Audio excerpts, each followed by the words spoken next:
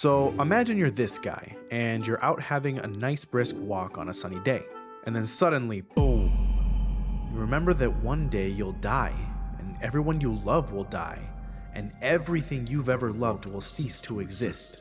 Let's call this guy Kev. So now that Kev is newly anxious over the idea of dying, he decides to do what most people would do with this fear, like maybe cancel plans with friends and family for the week. Because why would you go out and see them if you could potentially get shot or hit by a car or even have a massive heart attack on the sidewalk with no one else around, right? Anyway, now that Kev has cut off all his loved ones, he decides to go home and deal with this anxiety the right way, and consult hundreds of expert articles on Reddit on how to overcome the fear of death so he can finally live his life.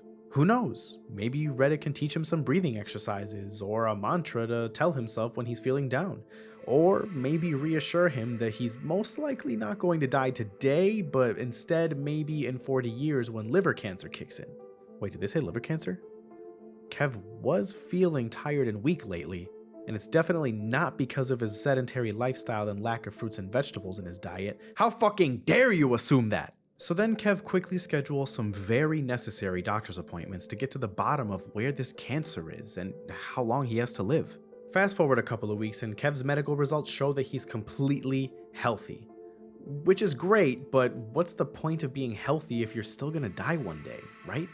Oh, suddenly Kev receives a phone call from his mom. To keep it short and sweet, she was calling him to ask if he could reconsider visiting them after he canceled the plans.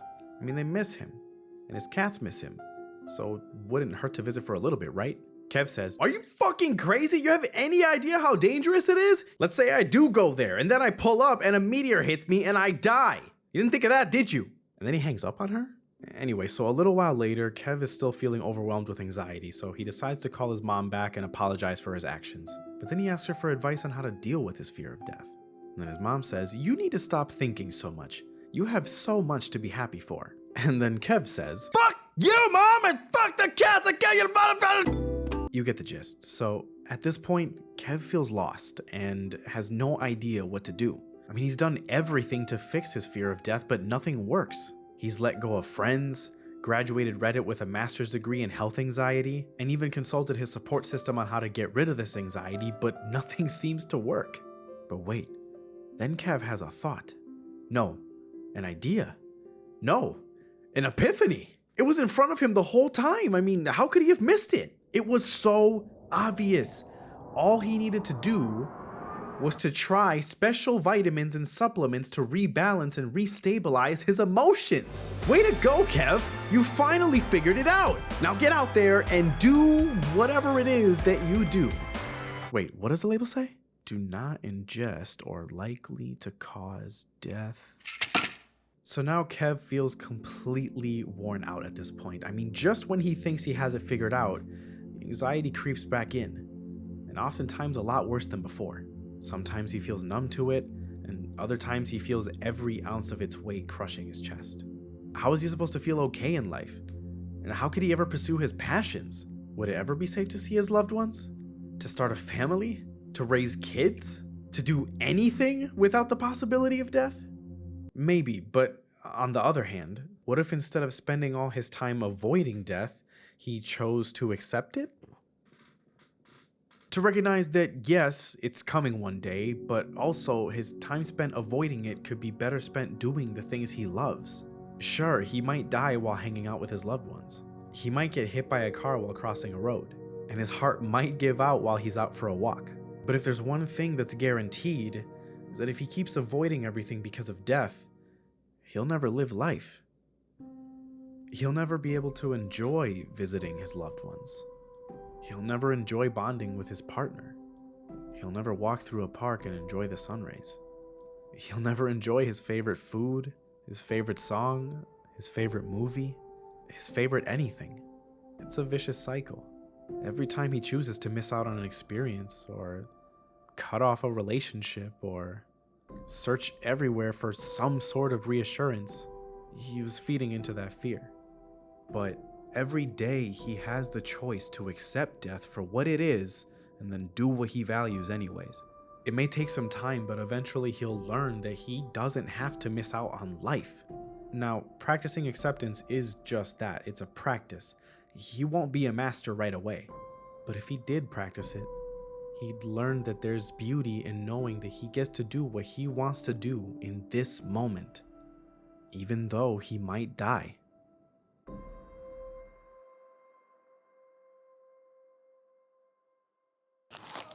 All right. Really hope the audio on this thing is not fucking up right now. Hello, it's me from 2.5 or 3 months from now. So initially I was going to end the video off right there after the Reaper shows up on screen and then just cut it. But I wanted to give a little bit of a compassionate perspective after what I feel like might be, honestly, at this point, after having edited the video a couple of months ago, I don't like it as much, but I'm still going to put it out. How else am I going to learn what I like and what I don't like? But the message is still there. The reason it took me so long to post this video, well, number one being is I just moved houses, but that's actually a different story for another time. And there was just a lot of stuff going on in the world that I wanted to like let things simmer. A lot of really horrible, evil, disgusting things that happened. I wasn't sure if putting out this video would be right given what was going on. But like I said, the message is still there. Ultimately, regardless of how it happens or when it happens, we're gonna die one day. And I think it's totally normal for us as human beings to be afraid of that. And there's deeper rooted issues, you know, like we don't want to leave our loved ones. We don't want to imagine going to a different place or just not existing, or